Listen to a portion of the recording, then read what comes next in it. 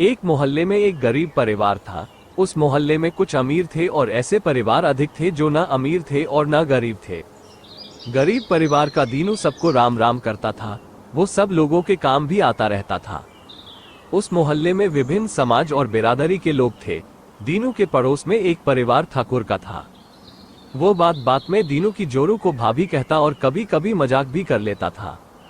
हालांकि ठाकुर दीनू से उम्र में बड़ा था। इसी प्रकार दीनू के दूसरे पड़ोसी ब्राह्मण देवता थे। एक दिन उसकी पत्नी को दीनू ने बहन जी कर दिया तो ब्राह्मण देवता ने दीनू को साला ही बना लिया।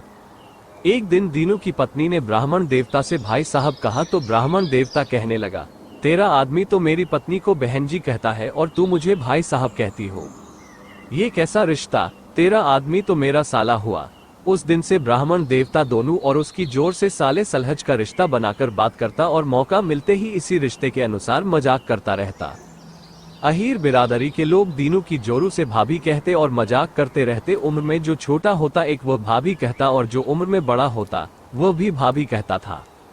कभी ऐसे भी मौके आते थे कि आपस में काफी कहा सुनी तू मैं और झगड़ा तक हो जाता। गाली गलौज होती, लेकिन कुछ दिन में सब सामान्य हो जाता और फिर दीनू की जोरू से भाभी कहना शुरू कर देते।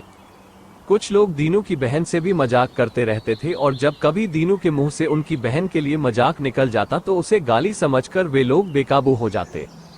कभी कभी झगड़ा भी कर लेते और वे लोग जब दीनू को गाली देते तो ब्राह्मण देवता आदि कह देते, क्या है, दीनू तो मेरा साला लगता है। इसी प्रकार जब लोग दीनू की जोरू से मजाक करते तो कह देते, मेरी तो भाभी लगती है, जबकि वे लोग दीनू से उम्र में बड़े होते थे। एक बार दीनू के यहाँ उसकी बिरादरी का एक बुजुर्ग आया। थोड़ी देर वह उसके दरवाजे पर बैठा रहा और लोगों को दीनू की जोरू से मजाक करता देखता रहा। उसे बहुत बुरा लगा। छोटा है ये भी भाभी कह रहा है, बड़ा है वह भी भाभी कह रहा है, बिरादरी का है वह भी भाभी कह रहा है, और जो गैर बिरादरी का है वह भी भाभी कह रहा है। बुजुर्ग जब चलने को हुआ तो बोला, भाव गरीब की जोरू सबकी भाभी।